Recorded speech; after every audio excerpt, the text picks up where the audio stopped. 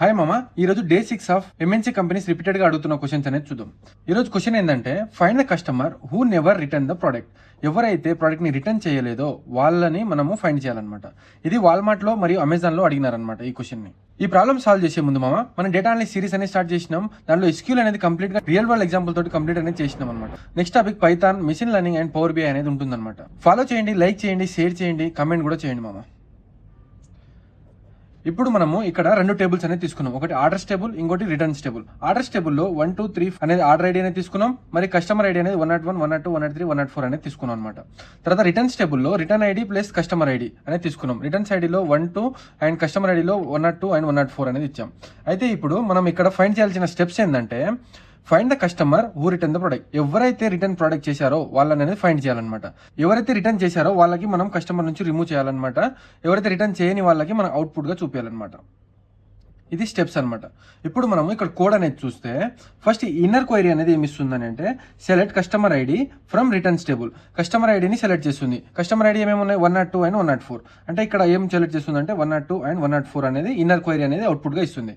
తర్వాత మనం main query ఇప్పుడు సాల్వ్ చేస్తే select distinct order dot customer ID from orders O. అంటే ఇప్పుడు చూడండి, ఈ ఆర్డర్స్ టేబుల్లో ఉన్న కస్టమర్ ఐడీస్ అన్నిటివి యూనిక్ గా లేదా డిస్టింక్ట్ గా ఉండాలన్నమాట. యూనిక్ గా లేదా డిస్టింక్ట్ గా ఉండాలన్నమాట. డూప్లికేట్స్ వాల్యూస్ అనేది ఉండొద్దు. డూప్లికేట్ వాల్యూస్ అనేది ఉండొద్దు అనమాట. ఓ డాట్ కస్టమర్ ఐడి అంటే ఆర్డర్స్ టేబుల్ ని ఓ అని ఇచ్చినాం. సో టేబుల్ కి రిఫర్ అనేది చేస్తుంది అనమాట. ఇది ఆర్డర్స్ టేబుల్ కి ఓ అని ఇచ్చాం కాబట్టి ఆర్డర్స్ టేబుల్ కి రిఫర్ అనేది చేస్తుంది అనమాట. తర్వాత O dot customer ID not in అంటే ఇక్కడ నాట్ ఇన్ అని అంటే ఏదైతే వాల్యూస్ అనేది మ్యాచ్ అనేది అవ్వదో ఆ రికార్డ్స్ అనేది ఇవ్వాలన్నమాట.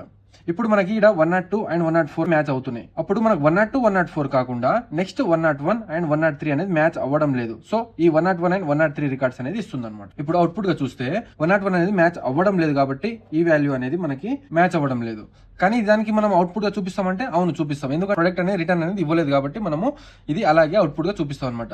102 అనేది మ్యాచ్ అవుతుంది కాబట్టి మనము దీనికి ఉండాల్సిన అవసరం అనేది లేదు, దీనికి తీసేస్తాం అనమాట. 103 అనేది మనకి మ్యాచ్ అనేది అవ్వడం లేదు. సో మనకి ఈ రికార్డ్స్ అనేది కూడా మనము ఎప్పుడు రిటర్న్ అనేది చేయలేదు కాబట్టి అలాగే పెట్టుకుంటాము.